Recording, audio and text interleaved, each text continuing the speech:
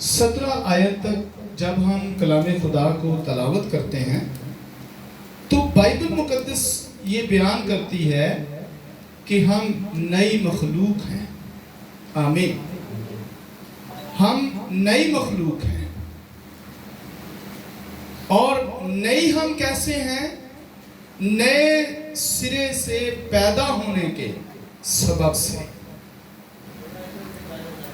ہم دیکھتے ہیں کہ جب خدا نے آدم کو بنایا، اس نے زمین سے مٹی لی، اس کو گوندا اور پھر اس کا ایک مجسمہ بنایا.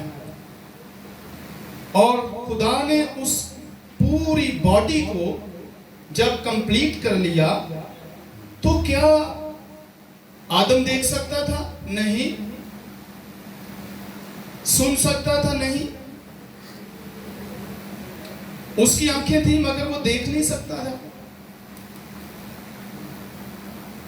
اس کا منہ تھا پر وہ بول نہیں سکتا تھا. جب تک خدا نے اس کے اندر زندگی کا دم نہ پھونکا. بائبل میں لکھا ہے پھر خدا نے اس کے اندر زندگی کا دم پھونکا تو آدم جیتی جان ہوا. پھر وہ دیکھنے لگا، پھر وہ بولنے لگا، پھر وہ چلنے لگا. لیکن جو مٹی سے بنایا گیا تھا وہ نہیں چل رہا تھا، وہ نہیں دیکھ رہا تھا، وہ نہیں سن رہا تھا، وہ ویسے ہی پڑا ہوا تھا. لیکن جب اس کے اندر خدا نے روح ڈالا، انسانی روح ڈالا، زندگی کا دم ڈالا، زندگی کا دم پھونکا تو پھر وہ اٹھ کر چلنے پھرنے لگا.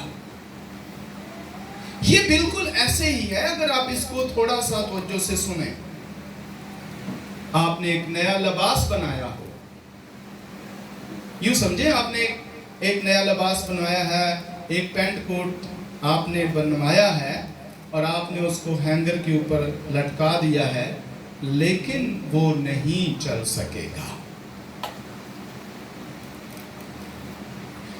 اس پینٹ کوٹ کو جب تک آپ پہنیں گے نہیں وہ آپ کے ساتھ چل نہیں سکے گا. وہ کیوں نہیں چل سکے گا؟ کیونکہ اس کو جو چلانے والا ہے وہ اس کے اندر نہیں ہے. اسی طرح جب آدم کو بنایا گیا تو وہ نہیں چل سکتا تھا کیونکہ اس کو چلانے والا اس کے اندر جب تک نہیں ڈالا گیا تھا. تو پھر میرے عزیزو اصل چیز کیا ہے؟ اصل چیز جو ہے وہ روح ہے. اصل چیز جو ہے وہ کلمہ خدا ہے. آمین. اصل چیز جو ہے وہ اصل انسان ہے جو روح کی صورت میں ہے. اور اس روح نے جب اس بدن کو پہن لیا تو پھر وہ کیا کرنے لگا؟ وہ بدن چلنے پھرنے لگا. اور اب بھی جب وہ روح نکل جاتا ہے تو بدن پھر ویسا ہی ہو جاتا ہے. بائبل کہتی ہے یہ خاک ہے، یہ مٹی ہے، اور اس کو جب وہ روح پہن لیتا ہے تو پھر یہ کیا ہے؟ یہ چلنے پھرنے لگ جاتا ہے. یہ دیکھنا شروع ہو جاتا ہے، بولنا شروع ہو جاتا ہے، چلنا پھرنا شروع ہو جاتا ہے. ہمارا جو بدن ہے یہ روح کا لباس ہے. لیکن اصل چیز کیا ہے؟ اصل چیز روح ہے جو اس کو چلا رہی ہے. آمین. اس لیے خداوند نے کہا کہ جب تو اس درخت کا پھل کھائے گا تو تو ڈیڈ ہو جائے گا. بدن تو نہیں مرا تھا. اس کا مطلب ہے گناہ کس زمرے میں آیا؟ کس کے کھاتے میں آیا؟ بدن کے کھاتے میں نہیں آیا. किसके खाते में आया? रूह रूह के खाते में आया।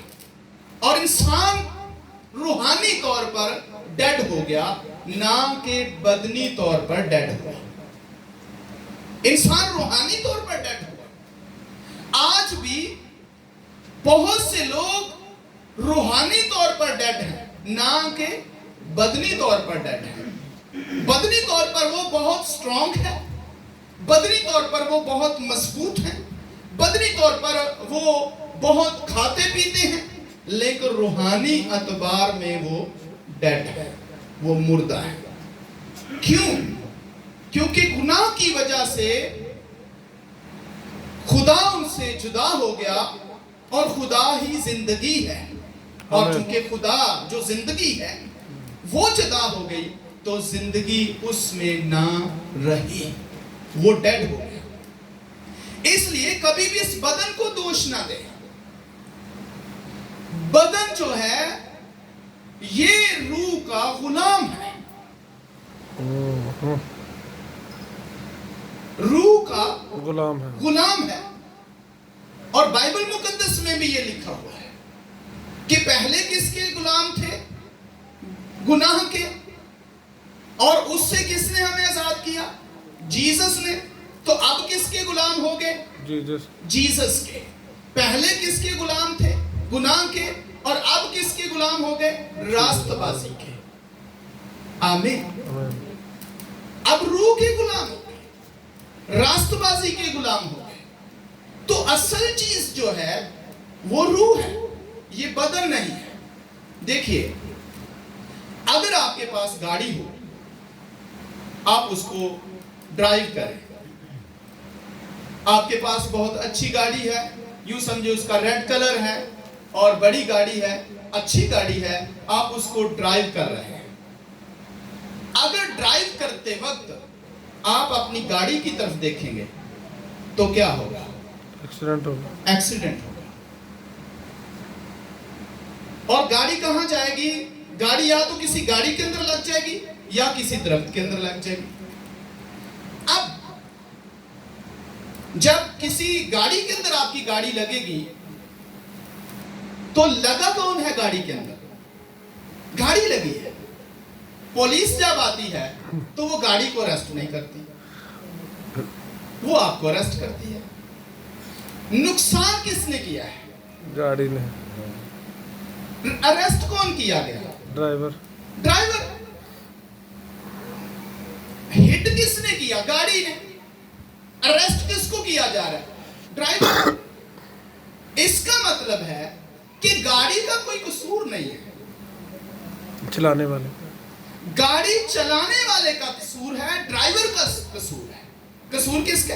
ड्राइवर का, गाड़ी का नहीं। इसी तरह हमारा जो माइंड है, हमारा जो ज़हन है, ये इस बदन को ड्राइव कर रहा है। हमारा ज़हन बदन को ड्राइव करता है। जो कुछ ज़हन में आप प्लान करते हैं, जो कुछ ज़हन में आप सोचते हैं, आपका बदन वो ही कुछ कर रहा होता है। आपका ज़हन, आपका दिमाग इस बदन का ड्राइवर है। आपका ज़हन, आपका दिमाग इस बदन को इंस्ट्रक्शन देता है, और जैसे ही वो इसको हदायत करता है, आपका ज़हन इस बदन को हदायत करता है, और जैसे ही वो हदायत करता है वैसे ही आप एक्ट करते हैं, वैसे ही आप अमल करते हैं। आपका ज़हन आपका ड्राइवर है। आमीन। आपका ज़हन आपका ड्राइवर है। और यूं समझे, एक शख्स यहां पर खड़ा है और आप उसे स्लैप करते हैं, आप उसे थप्पड़ मारते हैं। और जब आप थप्पड़ मारेंगे तो ये आपके हाथ का कसूर नहीं है। कसूर किसका है? कसूर आपके ज़हन का है, जिसने हाथ को ہدایت کی کہ وہ اس کے تھپڑ مارے. اور یوں آپ جب تھپڑ مارتے ہیں، سلیپ کرتے ہیں، تو یہ ہاتھ کا قصور نہیں ہے، یہ اس بدن کو چلانے والے کا قصور ہے، اس بدن کا جو ڈرائیور ہے اس کا قصور ہے. اور چونکہ اس کو ہم نے رینیو نہیں کیا ہے، ہم نے اس کو نئے سرے سے ہم نہیں. دیکھیں، جب آپ اس کو سلیپ ماریں گے تو پہلے آپ کے ذہن میں یہ بات آئے گی اور آپ کا ذہن ہدایت کرے گا اور آپ اس کو تھپڑ ماریں گے. دوسری تمثیل دیکھیے کہ ایک شخص جو ہے وہ پاسٹر ہے. ویسے آپ کی طرف ایک شخص جو ہے وہ پاسٹر ہے اور دوسرا شخص جو ہے وہ قاتل ہے. اب جو شخص قاتل ہے وہ شخص کیا کرتا ہے؟ وہ قتل کرتا ہے، کیونکہ وہ قاتل ہے. اس کا ذہن کیا ہے؟ قاتلانہ ذہن ہے. اور جب وہ گن اٹھائے گا تو اس کے ہاتھ کبھی بھی گن نہیں اٹھائیں گے جب تک اس کا ذہن گن اٹھانے کے لیے ایگری نہیں ہوتا. تو اس کو انسٹرکشن کون دے رہا ہے؟ اس کو ہدایت کون کر رہا ہے؟ اس کا ذہن اس کو ہدایت کر رہا ہے کہ وہ گن اٹھائے اور اس شخص کو قتل کر دے، اور وہ ایسا کرے گا. اب ایک دوسرا شخص ہے، وہ پاسٹر ہے. اب اس کا ذہن کیا ہے؟ اس کا ذہن لوگوں کو پریچ کرنے والا ہے. آمین آمین. وہ لوگوں کو پریچ کرے گا کیونکہ اس کا ذہن جو ہے وہ لوگوں کو ٹیچ کرنا، لوگوں کو پریچ کرنا، لوگوں کو خدا کے پاس لانا ہے. آمین. اس کا ذہن بنا ہوا ہے، اس کے ذہن کے اندر ہے، اس کے دماغ کے اندر ہے. اس کا ڈرائیور جو ہے اس باڈی کو کیسے یوز کر رہا ہے؟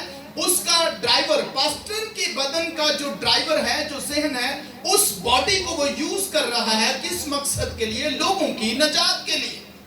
بدن وہی ہے. اب وہی شخص جو پاسٹر ہے اس شخص کو جا کے کلام سنائے گا جو کہ قاتل تھا. اب جیسے ہی وہ کلام سنے گا تو کیا ہوگا؟ وہ اپنی غلطیوں کا اقرار کرے گا، وہ توبہ کرے گا اور چینج ہو جائے گا اور وہ بدل جائے گا اور معافی مانگے گا اور اب قتل نہیں کرے گا. پر اب ہوا کیا ہے؟ کیا وہ شخص بدل گیا؟ ذہن بدل گیا. کیا اس کا چہرہ چینج ہوا ہے؟ کیا اس کا چہرہ چینج ہوا؟ نہیں، وہی چہرہ ہے. کیا اس کے کان چینج ہوئے؟ نہیں، اسی طرح کی ہے. کیا اس کی آواز چینج ہوئی؟ نہیں، وہ بھی اسی طرح کی ہے. کیا اس کی آنکھیں چینج ہوئی؟ نہیں، وہ بھی اسی طرح کی ہیں. کیا اس کے ہاتھ چینج ہو گئے؟ نہیں، وہ بھی وہی ہے. کیا اس کے قدم چینج ہو گئے، پاؤں چینج ہو گئے؟ نہیں، وہی ہے. اس کی سارا باڈی جو ہے وہ اسی طرح ہی ہے، لیکن اس کا ذہن چینج ہوا ہے. آمین. چینج کیا ہوا؟ ذہن چینج ہوا. اور ذہن چینج جب تک نہیں ہوگا ہم نئے سرے سے پیدا کیے ہوئے نہیں ہیں. اس لیے ذہن چینج کرنے کی ضرورت ہے. اور پھر میں آپ کو بتانا چاہ رہا ہوں کہ بدن کے اندر کوئی خواہش نہیں ہے. بدن کے اندر کوئی خواہش نہیں ہے، کیونکہ بدن تو ایسا لباس کے طور پر ہے. آپ کا ذہن اس کو اس طرف لے کے جا رہا ہے، آپ کی سوچیں اس طرف اس کو لے کے جا رہی ہیں. میں نے جیسے کہا کہ جب آپ تھپڑ مارتے ہیں تو ہاتھ کا کیا قصور ہے؟ کیونکہ اس کو تو کسی نے ہدایت کی ہے، اور جس نے ہدایت کی ہے وہ اس کا غلام ہے. اور ہدایت کس نے کی ہے؟ ذہن نے کی ہے. اور جو اسپرٹ ہے، جو آپ کے اندر اسپرٹ ہے، اس کی ہدایت سے، ذہن کی ہدایت سے آپ نے اسے تھپڑ مارا. اور اگر آپ کی اسپرٹ چینج ہوئی ہے، जब आप जीसस को कबूल करते हैं, आपका बदन चेंज नहीं होता, आपकी आंखें चेंज नहीं होती, बॉडी स्ट्रक्चर चेंज नहीं होता, बॉडी के जो पार्ट हैं वो चेंज नहीं होते, बल्कि आपकी रूह नई होती है, रूह चेंज होती है। आमीन। आपकी रूह चेंज होती है, आपका बदन चेंज नहीं होता, आपका माइंड चेंज होता है, आपकी स्पिरिट चेंज होती है, स्पिरिट न्यू हुई है। इसलिए जो कसूर हुआ वो कहां हुआ? बागे अदन के अंदर। जो चीज डेड हो गई, कसूर किसने किया? जो चीज डेड हो गई। और डेड कौन हुआ था? बदन नहीं, रूह डेड हुआ था। मतलब रूहानी एतबार में वो शख्स मर गया। और हम देखते हैं कि रूह तो कभी डेड नहीं होती, लेकिन इसका मतलब यह है कि खुदा उससे अलग हो गया जो जिंदगी है। तो मौत का मतलब हमेशा खुदा से जुदाई ही गिना जाएगा। खुदा से जुदाई, खुदा अलग हो गया और रूहानी एतबार पर आदम मर गया। इसलिए जीसस ने कहा था कि जब तक कोई नए सिरे से पैदा ना हो वो खुदा की बादशाही को देख नहीं सकता। तो नए सिरे से पैदा होने से मुराद क्या है? नए सिरे से पैदा होने से मुराद है कि change your spirit, change your mind. और अगर माइंड चेंज नहीं हुआ, स्पिरिट चेंज नहीं हुआ, स्पिरिट के तौर पर आप नए नहीं हुए हैं, तो फिर आप नाकाम हैं। और स्पिरिट के तौर पर चेंज होने वालों को हम पहचान सकते हैं, क्योंकि बाइबल ये कहती है कि जो स्पिरिट के तौर पर चेंज होते हैं उनकी सोचें बदल जाती हैं। आमीन। उनके ख्याल बदल जाते हैं, उनके ज़हन बदल जाते हैं, उनकी सोचें बदल जाती हैं। हालेलुया। इसलिए जरूरी है कि हम स्पिरिट के तौर पर चेंज हो। एक हवाला मेरे साथ पढ़िए रोमियो के खत में से,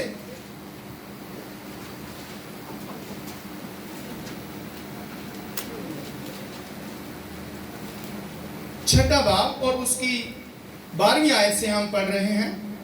लिखा है, बस गुनाह तुम्हारे फानी बदन में बादशाही न करे। तुम्हारे फानी बदन पर बादशाही ना करे, बदन के ऊपर बादशाही ना करे।